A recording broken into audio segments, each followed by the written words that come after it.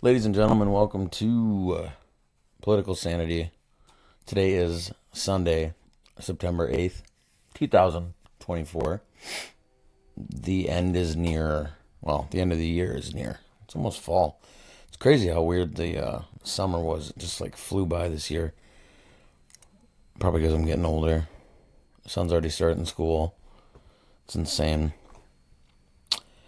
I'm blinking and time is just moving so quickly. I hope you guys are doing okay. I hope you guys are having a good weekend. If you're not working, well, even if you are working, I hope you're having a good time at work. Hang on one second, guys. Let me get one of my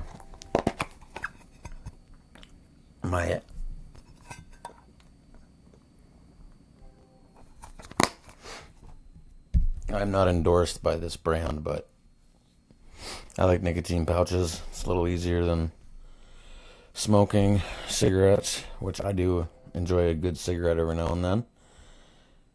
But I am having a tough time trying to figure out what to talk about. There's a lot of political stuff going on in the world right now, well, our nation right now. It's just what how to approach it and what to talk about that hasn't already been done. Um, you know, there's a lot of people that like I feel like a drop in the ocean type of thing because I'm not like this isn't my job.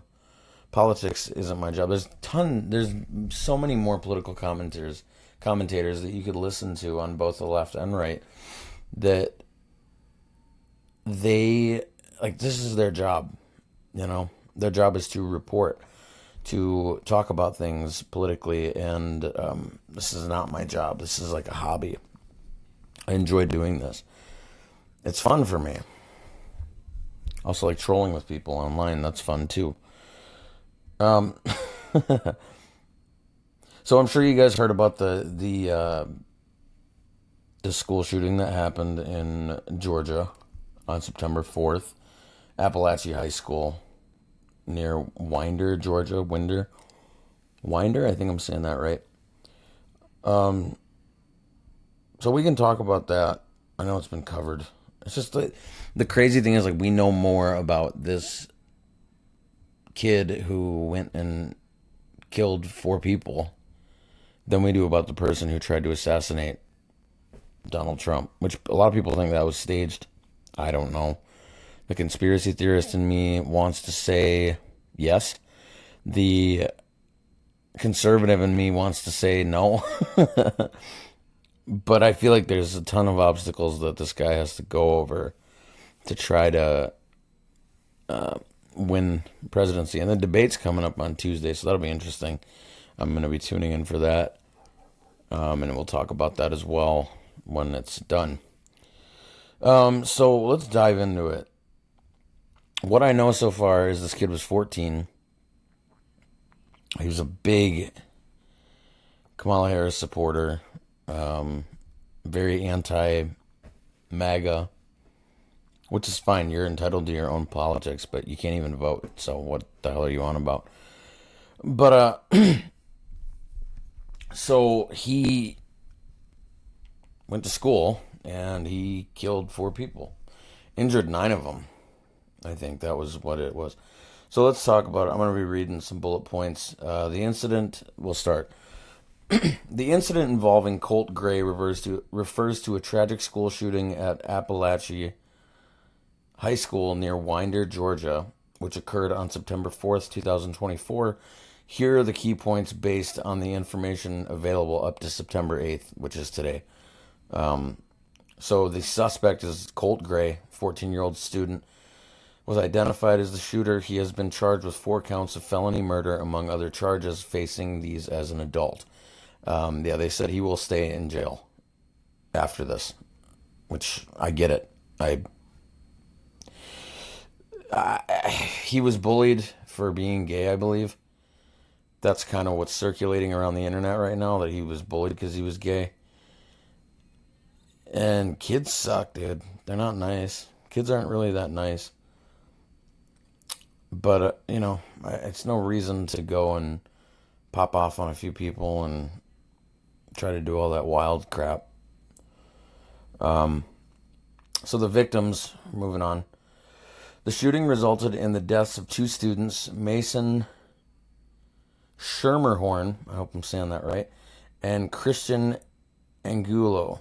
I hope I'm saying that one right. They were both 14. 2 teachers, Richard Aspinwall, he was a coach known as Coach A. He was 39, and Christina Iraimi, 53. 9 others were injured. They didn't release the names of these people. So this guy did some damage. This kid did some damage. He affected people through his actions, and regardless of what the reason was, these families will forever be affected by this. And I've heard Colt was not from a good family. I don't know if it was a loving family.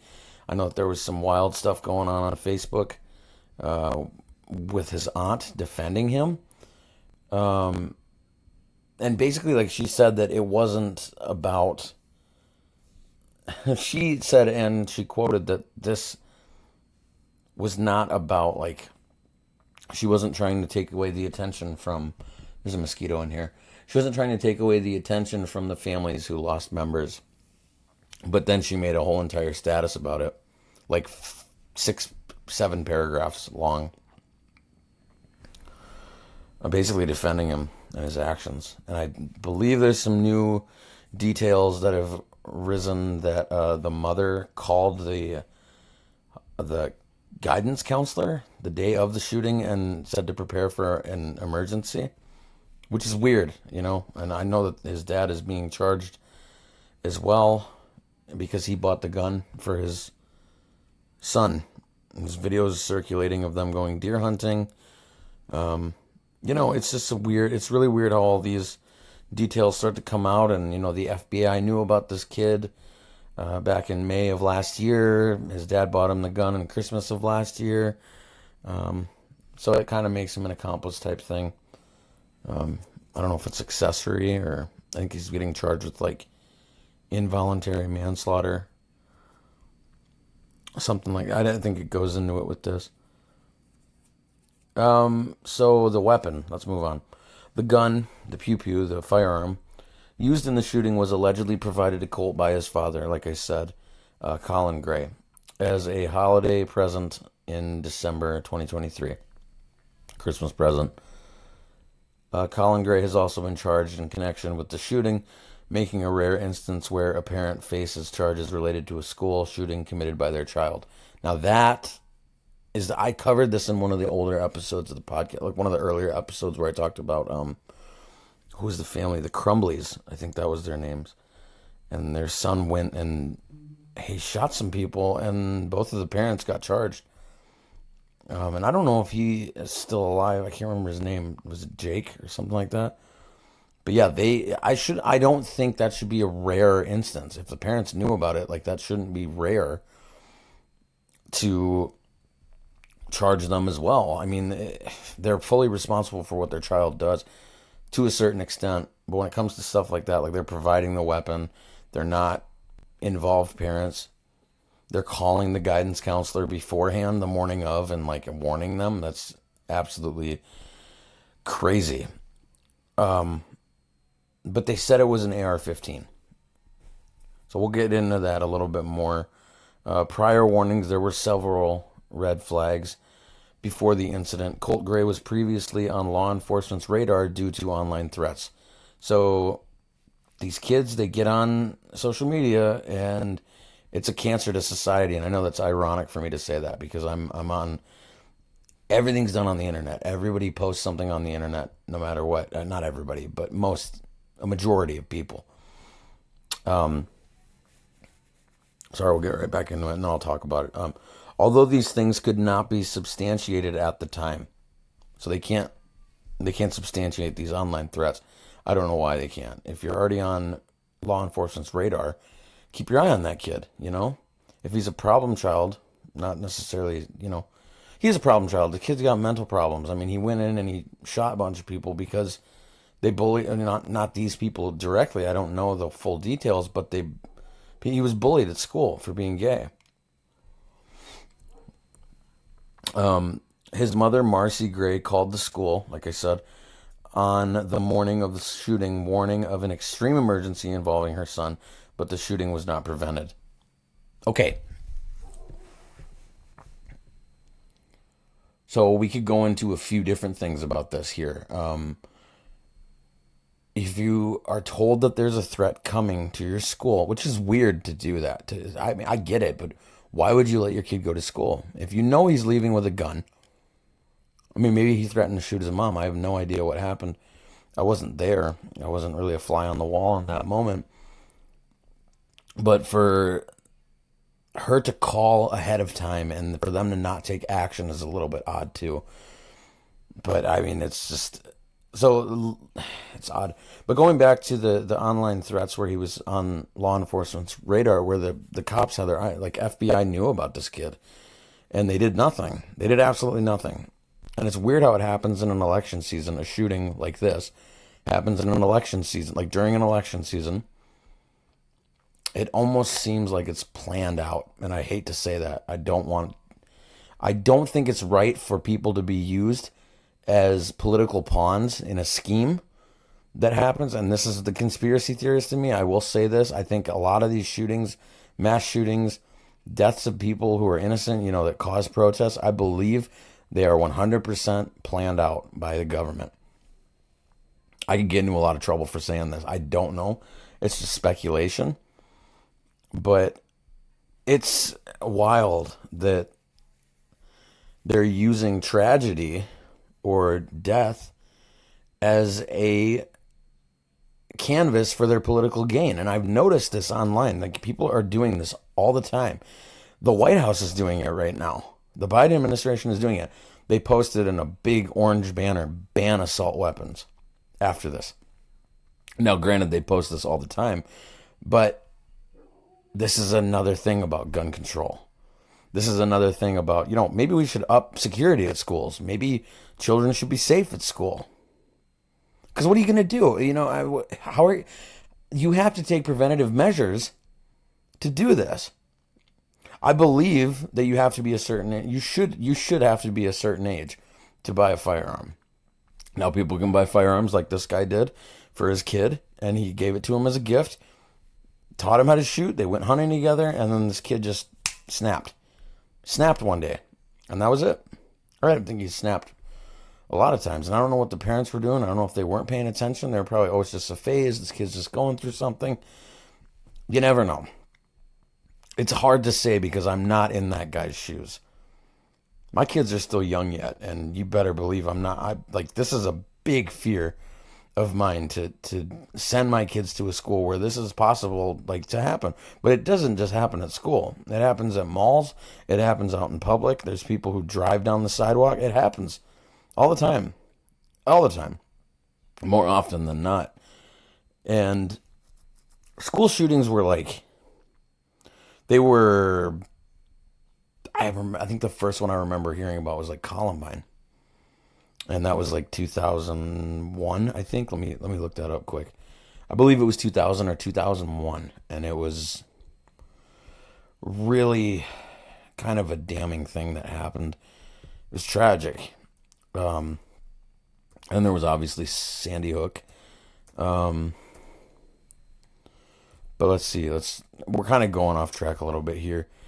So it was 1999. Wait. And failed bombing. Oh, wow.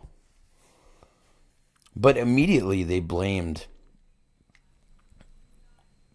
It was, these two kids, they unalived themselves. Harris and Klebold. But April 20th, 1999, and they immediately, they started blaming somebody. They started blaming Marilyn Manson, actually, about it because of some of the things that they were, what are they called, manifests or whatever, where these people would write in a diary or they would make videos but there were even school pictures that happened. And so I remember hearing about that one. I was still very young when that happened. And there was Sandy Hook, Uvalde. Some of the ones they make really big, really just big, they make headlines. And why wouldn't they? They need to have some sort of media coverage of some sort. I don't know if I'm making sense. I'm tired, guys. But going back to what I was saying, there's a lot of posts online about people using this for their political gain on the left and the right, like talking about gun control, talking about like more gun sales on the right, gun control on the left. People are celebrating because his dad's being charged. It's like, okay, but you're celebrating in the wake of a tragedy. Like, what's the matter with you? Like, how messed up mentally do you have to be to see a bright light or a silver lining in a tragedy like this? You weren't even there. And there's so many leftists, like, there's so many propagandists on both sides. I shouldn't just say the left. That's my go-to, is to blame the left. But looking at it from an unbiased standpoint, extremists on the left and the right are cancer to society, and social media is the biggest of them all. It's one of the biggest dividers of all time. And there's people who are getting paid to spew all this hate and these bullshit statuses where, oh, well, if it were me, I would have done X, Y, and Z. It's like, dude, no, you wouldn't have. If you were even like a part of this, you would have completely shit your pants, and you wouldn't have known what to do. If that was your kid, what would you have done? Really, I mean, I can't even say what I would have done. I probably wouldn't have bought my kid a fucking AR-15. You know what I mean? Like, that's wild at the age of 14. Or keep it locked. Don't call on the code to the safe. But I don't know. I digress, guys. It's hard to say what I would do because I don't know what I would do. I haven't, and Lord willing, I will never know what that's like. But, so we'll move on. Legal proceedings within this shooting. Both Colt and his father, Colin, appeared in court. Colt faces charges for the murders, while Colin faces charges for allowing his son to access to the firearm, among other related offenses. So, justice will hopefully be served, but these people will never be able to come back from this. It's wild, just to be in the aftermath of something this heavy. And it makes me, this was something that's very funny. This isn't funny, but this is something that one of my Spanish teachers back in high school, this was like 10 years ago, 11 years ago, so I took this class called Youth Services, and as a senior, you get to go and you get to choose. You obviously talk to the teacher that you wanted to basically like be their assistant. So I would make copies, and I remember I asked my Spanish teacher. He was a really cool dude. I'm not going to say his name, but he was a great guy, and he taught me a lot. Like, we spoke about philosophy, we talked about movies, music, you name it. We had some really deep conversations. And one of the things that we kind of bounced off, he bounced this off me, and I thought this was really cool. So you know how they make like horror movies or like thriller movies? They talk about, like where people have traumatic things that happen. Like, for example, Friday the 13th, Halloween, Nightmare on Elm Street. You see it when the traumatic things are happening. But it would be more interesting if they did the the aftermath. If they made a movie about the aftermath of like all your friends getting hacked up by a machete, wielding psychopath or a Leatherface or something like that. If they did like an aftermath of like how these people dealt with it, if they went to counseling, if they drank, if they did drugs, if they did anything crazy, how they handled all that like trauma that they went through. That was a very interesting thing because that's very real compared to I'm not saying traumatic things don't happen, but it's like the aftermath is like, what do you do? How do you get closure on that? How do you handle the grief? How do you handle the mourning? Like, you probably have to go to counseling for that. And that's something I learned in treatment. I had a few traumatic things happen to me, like, being carjacked. I never went to therapy for it, but I talked about it among my group of my peers, and I had the opportunity to express, like, how I felt in that moment, how I moved on from that moment. And obviously I was a drug addict, so I didn't do anything about it except just go and get high. And thinking about it now, I think about it now and I'm like, I used to be so upset about it when I first got sober, but now I'm just like, dude, it's in the past. It happened. I owed a person money and they carjacked me and they took my car. I had no money, so they took my car. I get it. Was it right? No. Did it set me back a little bit? Yeah, kind of. But it happened. And so going back to this, it would be, how do they move on from this? Like the Gray family, and then also the family of the family of the victims. How do you move on from that? Do you forgive the person who did it? Some people do, some people don't. And we see that quite often. But, so the community and the school responded. They said the community has been left in mourning with vigils held for the victims. The school implemented security measures like a lockdown system, but the tragedy has sparked discussions on gun control, school safety, and mental health. Those are things that you shouldn't wait for a tragedy to take action on that. You shouldn't wait for a tragedy. You should always prepare. These are the future. These kids are the future here, right? This is the next generation. I mean, I'm a millennial. I'm a tail end of a millennial, right? So I believe this is like Gen Z. They're the future. People have their ideas of Gen Z.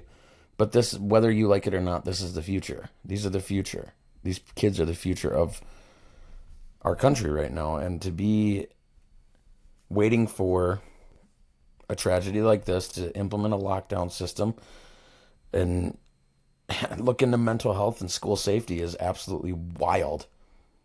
It's like, it seems like ever since the Columbine thing or all these mass shootings have been happening, everywhere you go, there's always a sign that says, we ban firearms on this premises. Okay, obviously, but do you think the criminals and the psychopaths are going to follow that law? Absolutely not. You can try to push gun control all you want to, but no one with an idea in their mind, if they have mental health problems, if they're criminals, they're not going to look at the sign and go, oh, I guess I can't do that here. No, they're not going to do that. They're going to do whatever the fuck they want to do.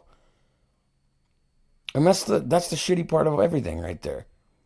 I believe that good guys with guns stop bad guys. And it's just odd that they're waiting for this. It's not like they anticipated this tragedy to happen, but they waited for it to implement systems like this. It's like you always think, oh, it'll never happen in my backyard. No, it can happen in your backyard. You need to be prepared for it no matter what. And, I don't know. But it's an odd thing, like my condolences go out to these families, especially the victims. And I really just hope this is like a wake-up call for the Gray family. Like this is, or any family that is like so pro-gun, like that's our right, obviously. Constitutionally, that is our right. But you have to know what you're dealing with here. If you have mental problems and you possess a firearm and you know you're prone to snap like that, don't expose other people to that. Excuse me.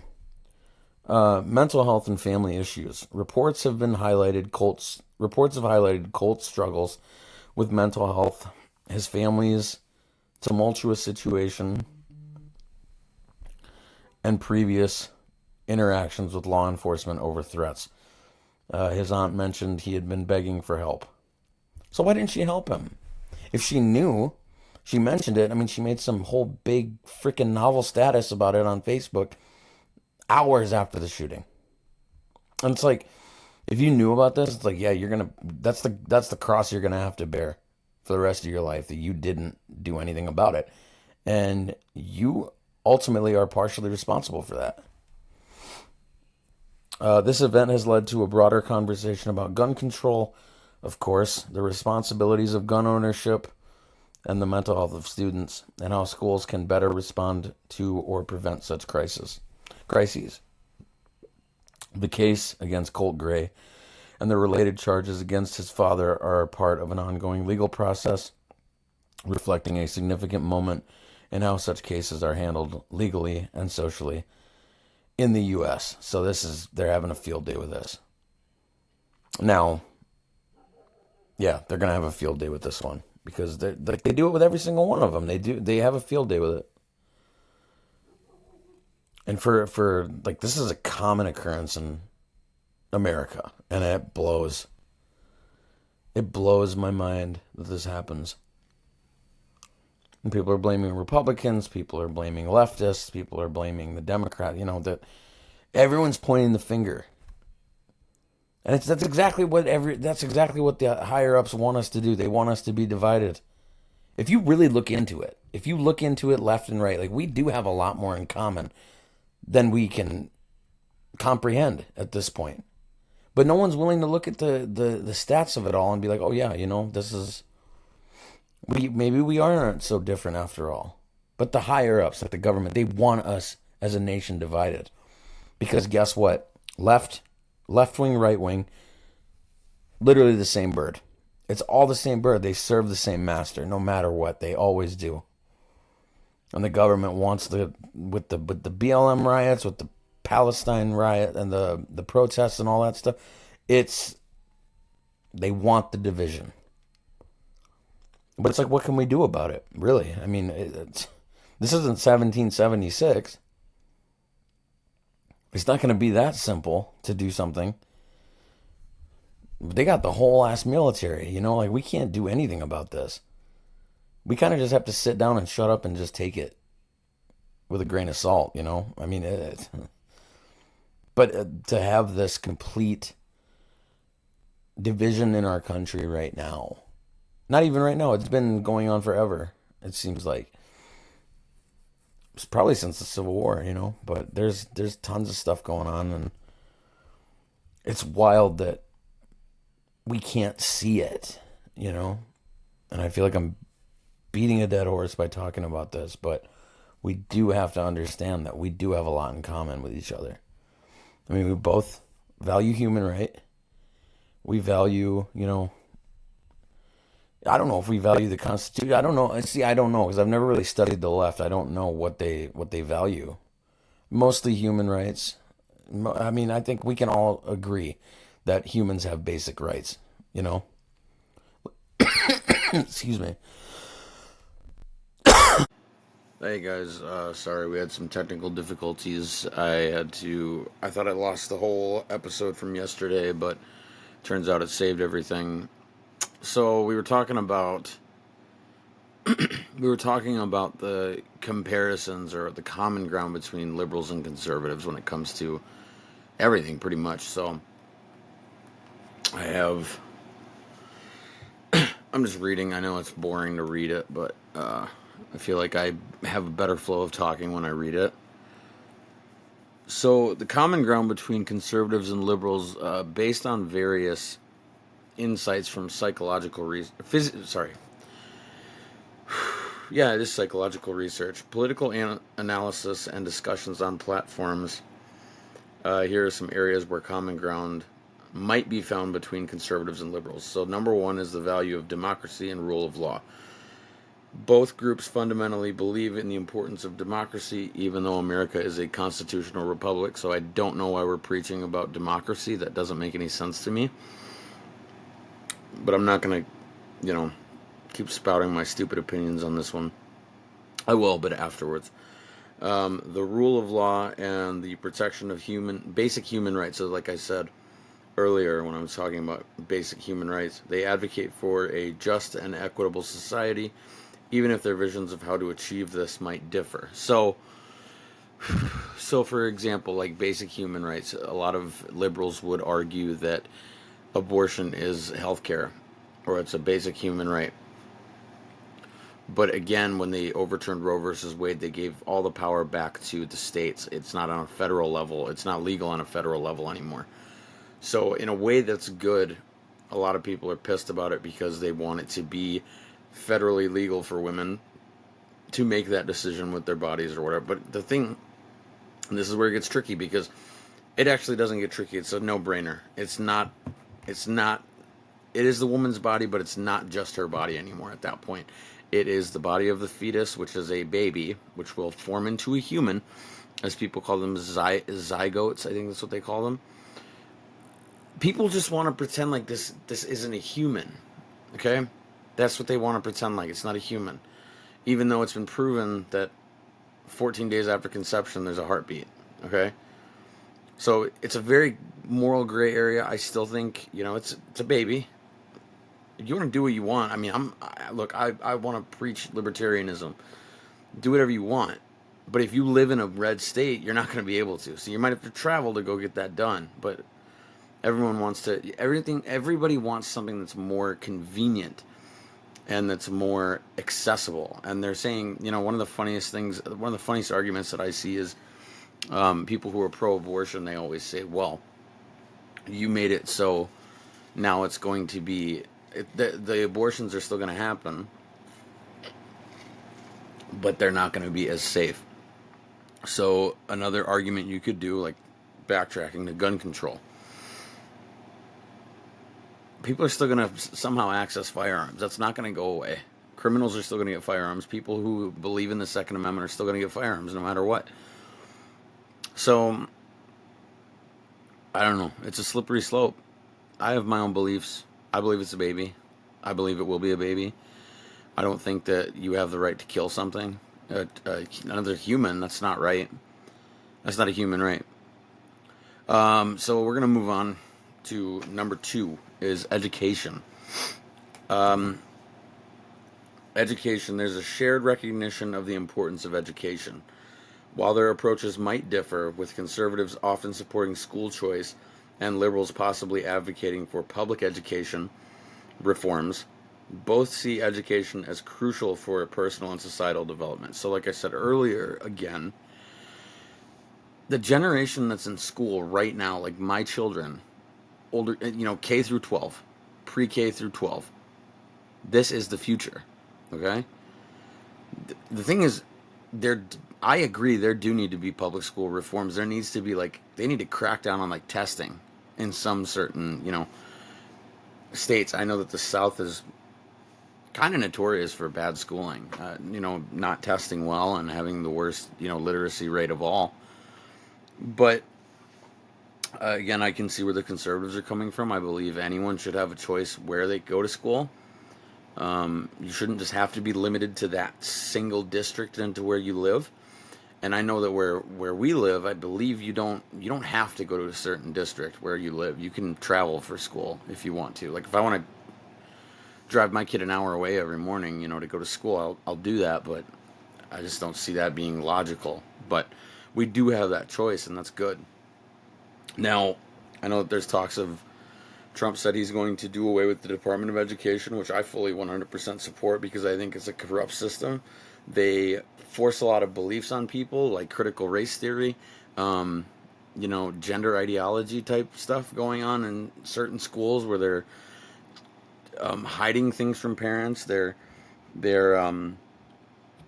just, it's a corrupt system. A school board, I don't think is necessary. I don't think that people should be elected in positions like that. It should be left up to the parents. What are they called? PTA meetings. They should be doing those where all the parents go and they're involved with the decisions that are being made and they leave it up to a vote.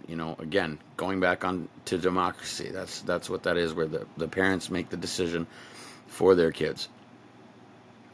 And so then everyone can kind of be on the same page. You know what I'm saying? So the third one is environmental concern. You know where this is going. Although their solutions might differ, so for example, the Green Deal, more fossil fuels drilling into on our soil here in America, there are differences.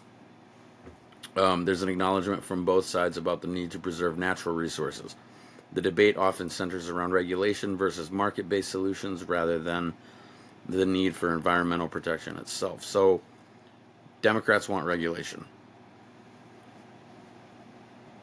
Obviously, the Green Deal, more EV, electric vehicles, which is absolutely insane because one of my biggest pet peeves that I have is, here's an example. So, the job that I work at, we're always trying new ideas, okay? This company's been around for a really long time, and they're trying all these new ideas. For example, we just got a new punch-in clock, a new clock-in. area. Like we have a new, it's like digital, and you just scan your card instead of swiping it. Swiping it worked. Swiping was fine. It never didn't work. I don't think it ever had. We never had issues with it. But now all of a sudden, a bunch of people had issues. There were only like 5 people who clocked in out of like 100 employees, which is insane. I didn't read their cards. I don't know if they weren't doing it right, but they're always trying these new ideas, and it's like, yes, I see the need for change. I'm not just talking about my comp. I'm talking about like in general. I see the need for change. Anyone can see the need for change. Times are changing. Things need to change.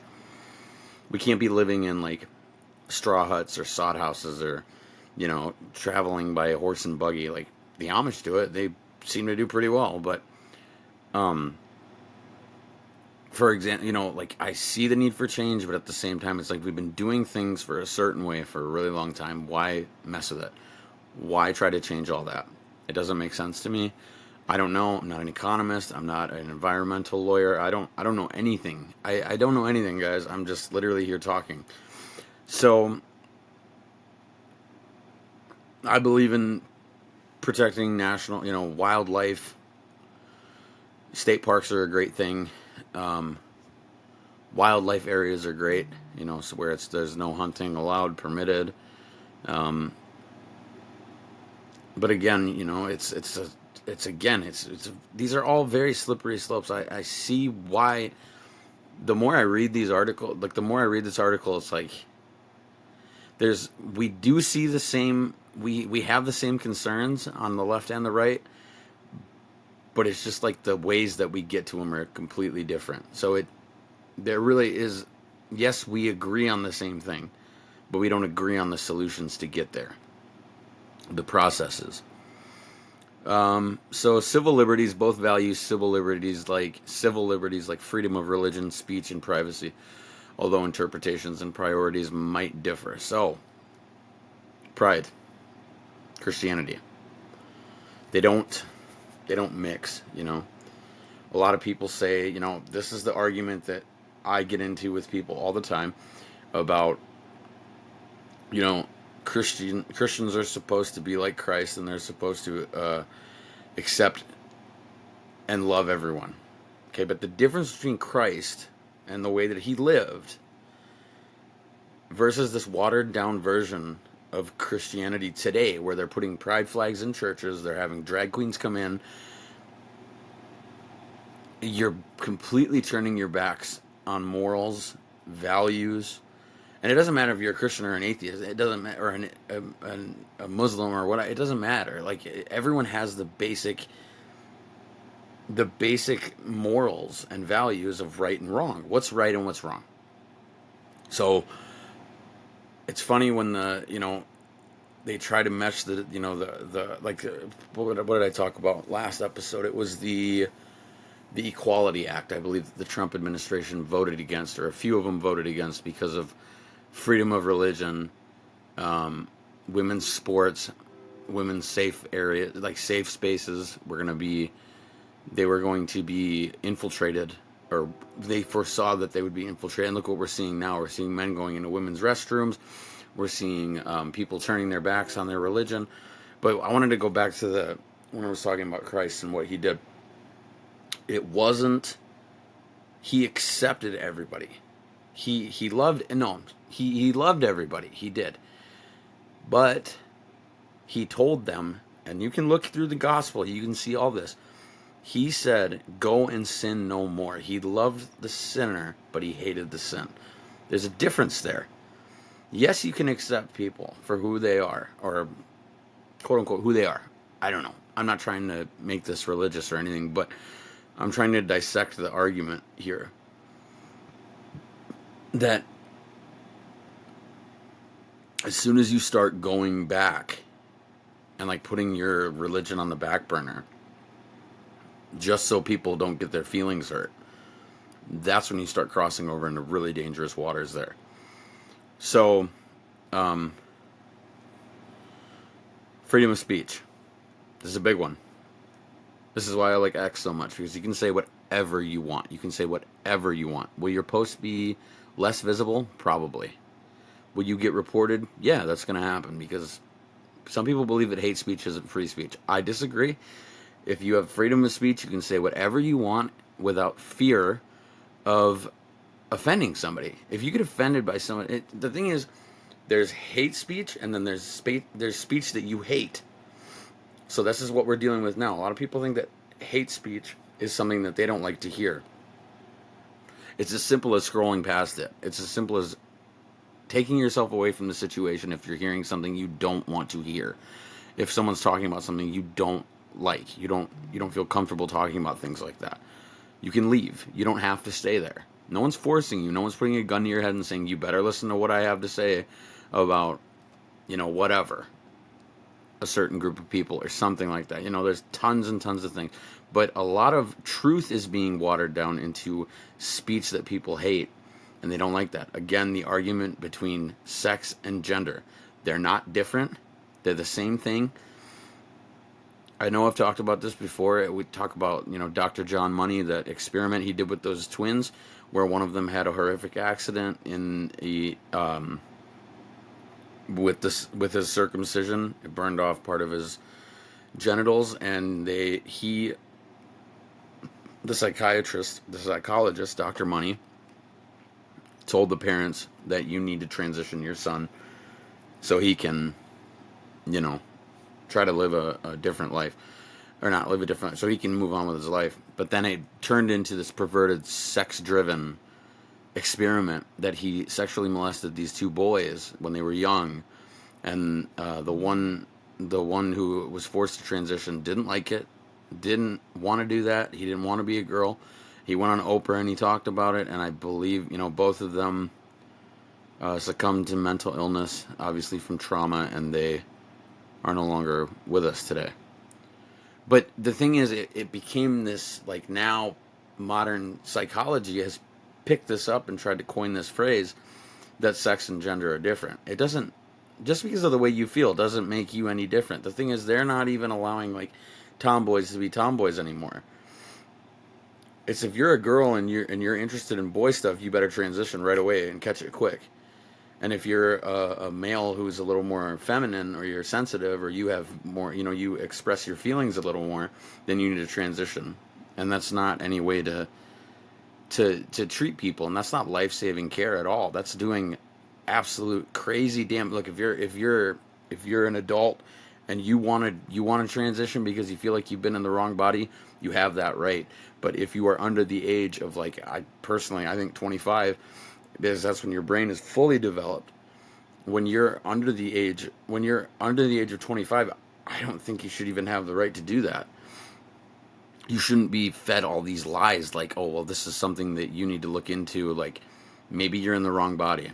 No, God doesn't make mistakes, and I know that that's going back to religion, but that's something that I truly believe, guys. That's something that is I'm so passionate about, because, number one, I'm raising kids in this generation where this is becoming the most common thing. You're seeing detransitioners all the time, and it's like they get silenced by this community that's supposed to be loving and tolerant until you disagree with them. And there's something wrong there. That's not right at all. Like, oh, I'm getting fired up, guys. This is crazy. I just personally believe that you cannot make these kids do this. Kids are like sponges. Their brains are like sponges. They take in everything that they hear and everything that they see, and they believe it is fact because they don't know any better, because they're growing. They are new. Like, they're new in this world.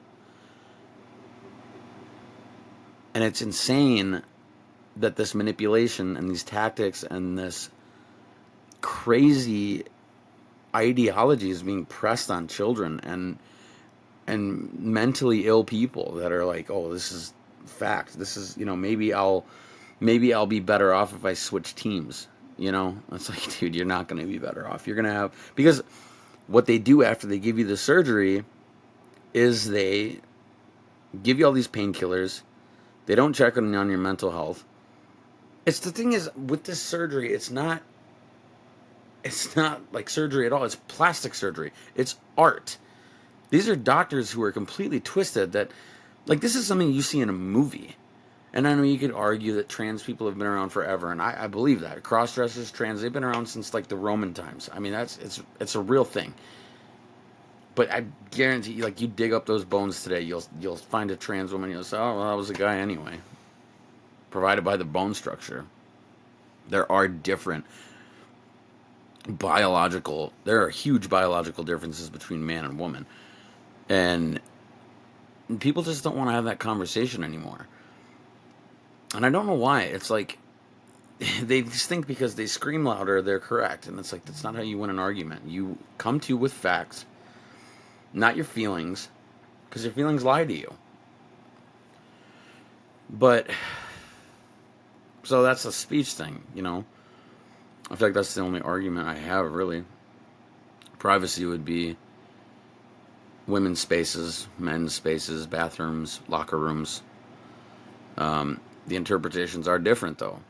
The priorities are different because they believe on one side. They don't believe in, they don't know what a woman is on the left. And I'm sure that extremists on the right have a different, way more disproportionate view of how things go. National security, the next one. Both liberals and conservatives agree on the necessity of a strong defense and intelligence to ensure national security, though they might disagree on methods and budget allocations. So, border. Perfect example. I know that there have been presidents in the past who have done amnesty. They've granted amnesty when they get into office. I believe Reagan did that. Biden just did that a couple of years, maybe it was like last year. I think he did that. Capped it at like 2,500 illegal crossings a day. But when you see, this is where the libertarian in me comes out, because I think about national security is not doing their job currently. There are different ways that they can do their jobs effectively when they catch people who are crossing the border and they release them into our country instead of releasing them back into their own country until they're hearing. That's a problem, because take it from a former criminal. If you have a court date coming up and you know you're going to go to jail and they let you go the first time, they don't put you in custody, and they say meet back here in a couple weeks. If you're a criminal, you are not going to go back if you know you're screwed. That's the case in point. That's how it is. And I guarantee you that's what's going on now. There was recently in our area here, there was a woman who sold, I believe it was fentanyl-laced heroin to somebody. This person who bought the drugs died, and this woman was charged. And so she was released on her own recognizance in the middle of a murder trial. Not murder, manslaughter, okay? And conspiracy of sales. So that kind of stuff, like, they let her go. They couldn't find her. Imagine that. They couldn't find her. They said, come back here on this date and we'll sentence you. She took off. They found her, thank God. But if you know you're screwed, you're not going to go back. Why would you? You know? But why would they release her on her own recognizance? Again, that's a security issue. They're not taking it into account. Like, maybe maybe these people are spinning the right stories. Like, oh, well, I have family here, I'll be here, I promise, and you have to just somehow believe that all humans are basically good, which we know that's not true. Humans aren't good. Not all of them. Some of them suck terribly. But this is, again, there's got to be some sort of reform here for national security and Department of Justice, FBI, CIA. That all needs to be looked at. There's no investigations involved in any of that. There's no investigations into those branches of government, because we're supposed to believe that they're just doing right, because they protect us, right? Quote unquote protect us, but they don't. I mean, they do to a certain extent, but again, they're probably spying on us. Like, someone's probably watching this right now. I don't know. They watch through your cameras. Like social media has a hand in that as well. Like it's a real thing. You can look into it. It's real. The microphones are always on. If you can't take your battery out, your phone's always on, even when it's off. So human rights again. There's a potential common ground in the broader sense of human rights, even in specific issues, can be divisive. The recognition that human rights need protection is shared, though the approach, like military intervention versus diplomacy, can differ significantly. Military intervention? I don't know what that means. But again, I typed this in to see what they could find common ground. My whole thing was basic human rights. That was it. That everyone's entitled to health care at some point. But economic prosperity is the next one. Both sides want a thriving economy but differ on how to achieve it. However, the goal of improving economic conditions for individuals and the nation as a whole is a shared interest. Yes, we share the same interests, but it's how we get there is where we disagree. Big tech is a huge one right now. Getting our oil is a big one right now. We're outsourcing from a different country right now. We've been doing it under how many different administrations? I don't know which administrations we've actually drilled on our own soil where we can control the prices of what we spend when we go and fill up our tanks.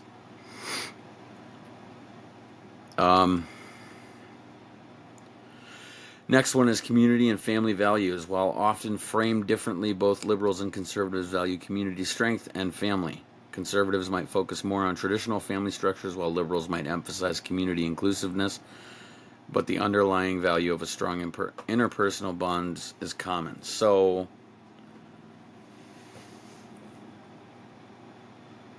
again, conservatives go for the traditional, like the family unit, the nuclear family unit. So that'd be like a husband, wife, kids, maybe a dog, cat in there.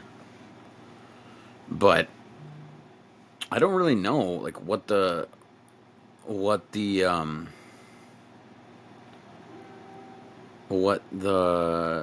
liberals really look at for family value or community values. I have no idea. I think it's inclusivity for everybody, no matter what the color of your skin is, the creed, the religion, the race, color of skin, ethnicity. But again, it's just the solutions are different, and I think a lot of it's just it can be looked at as extremism on both sides. It doesn't have to just be on the left. It doesn't have to just be on the right. It's both sides that are cancer to all of this because the extremists are the ones that have the biggest platforms and the loudest voices. Sorry guys, hang on one second.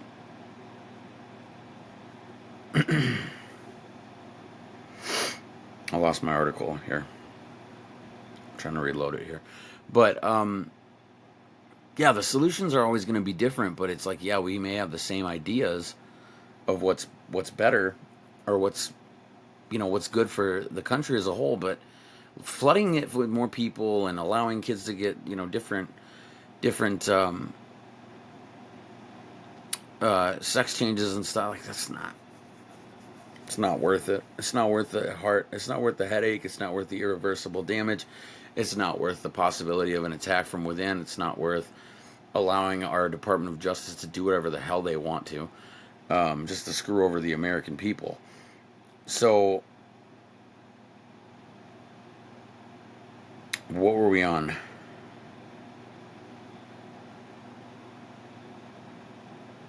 This is a completely different article now. It'll still work either way. We covered national security, family.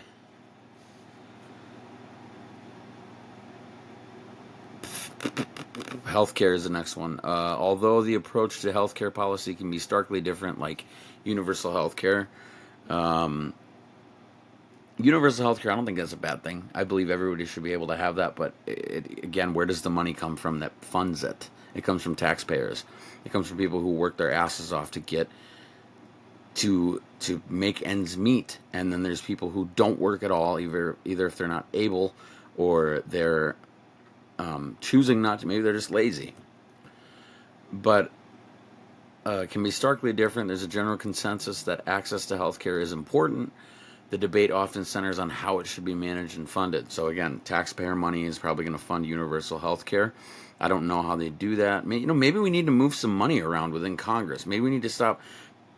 Maybe the people who are at the top of the chain here, the people who are public servants, that Congress, the people who are public servants, shouldn't be doing insider trading. And if their net worth exceeds millions of dollars, they should be the ones that have the bigger tax cuts. That's very liberal of me to say that. But I do agree that capitalism is a good thing, where you are able to work for what you have, and if you have worked hard, you should have your money. It shouldn't be outsourced to someone who doesn't work as hard as you. They shouldn't get as many benefits as you, or they shouldn't get more benefits than you do. Like, for example, we have in our state, it's like a Somalian, we were a refugee state we were a sanctuary state for Somalians, back in the 90s, I believe that started because they had something happen over there in their country. So now it's like they're here, and this isn't me trying to be racist at all, but they do have more benefits than we do. They drive nicer cars than we do. They have food stamps. They have all this stuff. Meanwhile, we are super high inflation right now. It is hard for middle class. There is no middle class anymore, but it's hard for people who were middle class to even make ends meet. You can't just have one income in the household anymore, and it's been that way for quite some time. For the last 3 years, it's been like that. And when Trump was in office, it wasn't like that at all. Let me take that out. I'm losing my flavor on that. So, healthcare. I believe everyone has a right to it. I know that, and this is really hypocritical of me to say that, because I have insurance now. When I was like high on meth all the time, I did apply for Medicare, Medicaid, or whatever it was. And that was something that, we live in a blue state, so it was something that was really nice to be able to have that foundation. And it wasn't like we don't keep using it when we have our own jobs that provide insurance, when we pay for it ourselves. But it was good to have that foundation in place when you needed it. And I did need it because I had to get a lot of tests done and stuff, to check my blood and all that before I got it back on my feet. So I do agree with, I see both sides. I really do. We're going to move on to economic opportunity. Both liberals and conservatives want a thriving economy, but they differ on the role of government in achieving this. However, discussions on creating opportunities for advancement can find some commonality. The role of government on a thriving economy. So if we're funding wars that don't directly affect us as a nation, where are a lot of our taxes going? It's not going to the poverty line in America. It's not going to feed the hungry in America. It's not going to infrastructure in our nation. So that's an issue. We're putting all of our money, whether it be in weapons, whether it's nuclear weapon, whatever, we're sending stuff to other countries that don't directly affect us just because we're allies with them. Like the Ukraine thing. They've already, and this, you can look this up, I believe it's $230 trillion that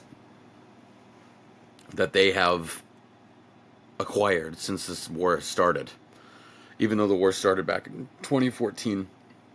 But that's because they are our quote-unquote allies. And Israel-Palestine, same thing. But we don't... Israel can defend themselves, okay? We know Ukraine probably can't. Because They're a smaller nation. Russia's huge. Israel has always been able to defend itself for various reasons. I believe it's because God has his hand in that nation. And look, I stand by Israel, but I'm not for sending my money there. They don't need it. They really don't need it. They got a pretty badass army. They can do whatever they need to do to take care of it. And I'm not trying to promote war, but it's a fact of life. It happens. And we didn't have any wars under Trump. We weren't involved in any new wars. So morality and ethics is the next one. Across the political spectrum, there's an agreement. There's agreement that morality involves not harming others. Agreed. Lost my spot. Suggesting a foundational ethical common background. Or common ground. Sorry, not background. So yeah, you can't go and kill somebody. You can't harm anybody just because you feel like it. Self-defense is different. But you can't go and just hurt someone if you want. I think we can all agree on that one. I don't have anything to say on that, but you can't do that.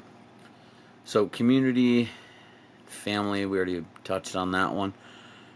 Criminal justice, while views on law enforcement and justice can differ, there is a shared interest in a fair and effective criminal justice system, with debates focusing on reform versus tough on crime policies. I think and this is coming from a former criminal, I served my time, I did what I needed to, I rehabilitated myself through the jail, through the criminal system. Like, you should have to serve your time. You shouldn't just be let off scot-free just because you're insane or you're autistic or you're an idiot or whatever. I don't know. I mean, I don't know. Maybe you just have a bad temper. And there's no excuse. You did it. You don't get out of jail free. But I do have a problem with this because there's crime bills that have been put in place by Democrats in the 90s. Like, they voted for it, and it kept more people of color, actually. It kept African Americans locked up in prison longer for smaller crimes, like possessing weed. That's something that I don't think anybody should ever have to go to jail for that. I think it should be federally legal. I don't think it should be I think it should be decriminalized across the whole nation. That might not happen, though. There's plenty of states, like Wyoming, is a complete no tolerance. Like, you can't have it medically. You can't have it for anything. But, digressing a little bit, but like Joe Biden, Kamala Harris, the Clintons, Democrats all across the board were so against. Like, they signed all these crime bills into place.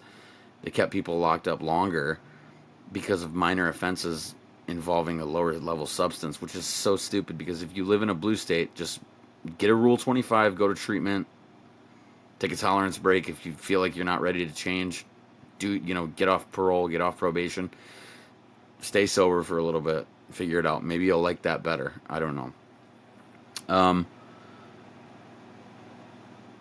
But I don't think there needs to, I don't know. There are bad cops, there are good cops. It's a fact of life. It's a tale as old as time. It's something that happens, and I don't know if there needs to be reform. I just think you need to weed out the bad ones and just get rid of them. Voting rights. There's a mutual recognition of voting as a core democratic principle, though how to ensure access and prevent fraud can be contentious. Mail-in voting is a red flag for me. Early voting, also a red flag. Having dead people vote is a big one. That's like huge conflict of interest. Like, if you're dead, you can't do anything. You can't breathe. You can't do anything at all. Allowing people who aren't citizens to vote is absolutely insane and asinine. That is the stupidest thing I've ever heard of in my life. Again, conspiracy theorist in me and various videos have told me that they are importing these importing these illegal aliens because the Democrats want to win this election, and they're gonna do it. So if they don't allow voter ID, then we're screwed. We're not screwed, but it's gonna be a shitty next 4 years.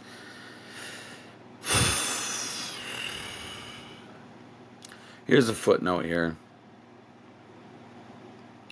Finding common ground often involves looking beyond the loudest voices in each camp to see the shared values that many quieter citizens hold.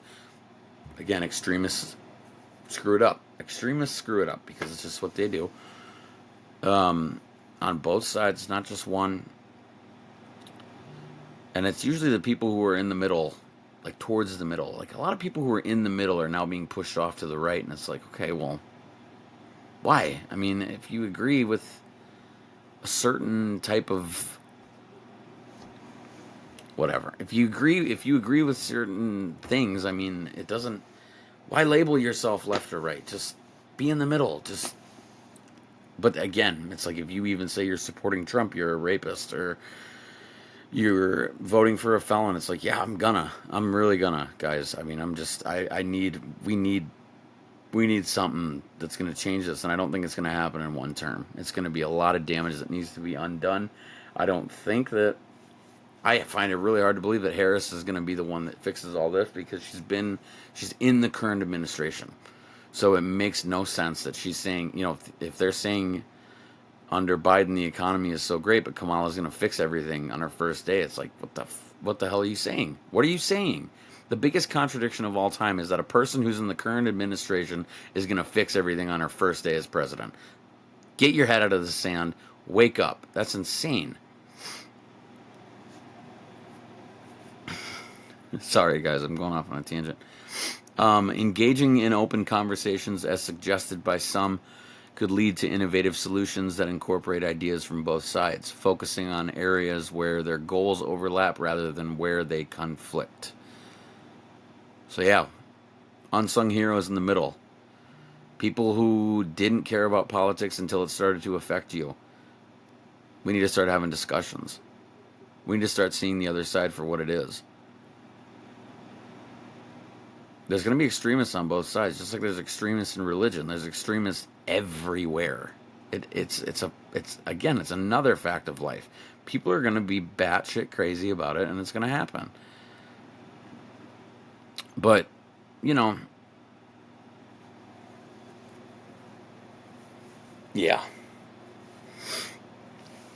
Where are we at time-wise? About 40 minutes. So that's, yeah.